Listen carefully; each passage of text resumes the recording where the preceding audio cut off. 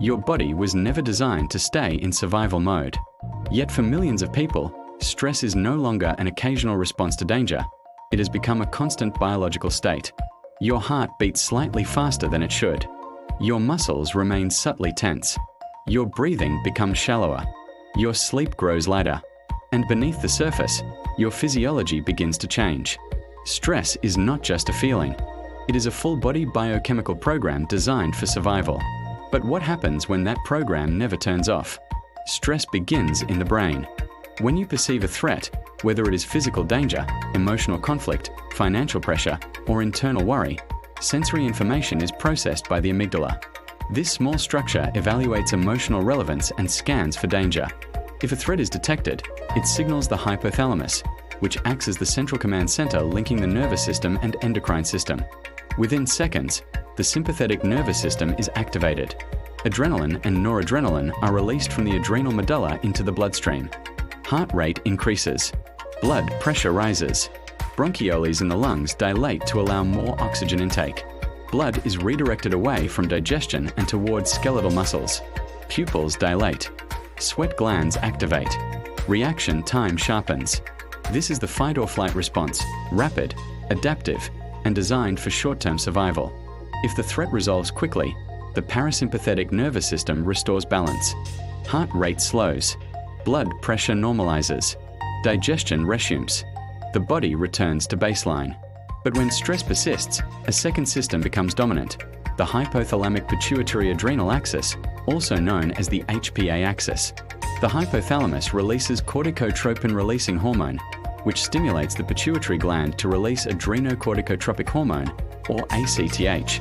ACTH travels through the bloodstream to the adrenal cortex, triggering the release of cortisol.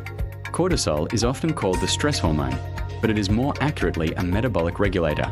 It increases blood glucose through gluconeogenesis in the liver, mobilizes fatty acids from adipose tissue, and promotes protein breakdown in muscle to provide energy substrates.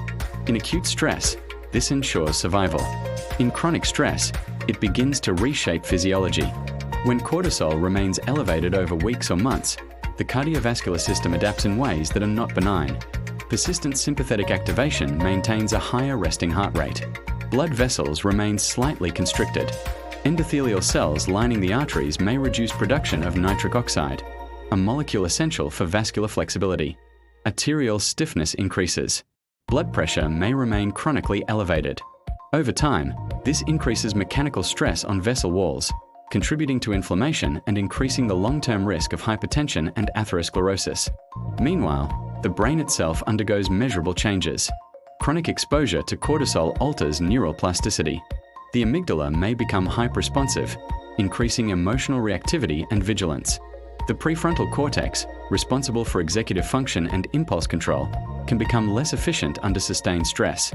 The hippocampus, critical for memory consolidation, is particularly sensitive to prolonged cortisol exposure. Research suggests chronic stress may reduce hippocampal volume over time. The immune system is also deeply affected. Short-term stress can transiently enhance certain immune responses. However, chronic cortisol elevation suppresses aspects of adaptive immunity. Lymphocyte production may decline. Natural killer cell activity may decrease. At the same time, inflammatory cytokines may become dysregulated, contributing to low-grade systemic inflammation. Metabolic regulation shifts under chronic stress as well. Persistent cortisol elevation can promote central fat accumulation and insulin resistance. Appetite regulation becomes unstable, increasing risk for metabolic syndrome and type 2 diabetes. Sleep architecture is particularly vulnerable. Elevated cortisol disrupts circadian rhythm and deep sleep stages. Without restorative sleep, stress becomes self-reinforcing. Heart rate variability decreases, and the nervous system remains biased towards sympathetic activation. Stress is not inherently harmful. Acute stress followed by recovery enhances resilience.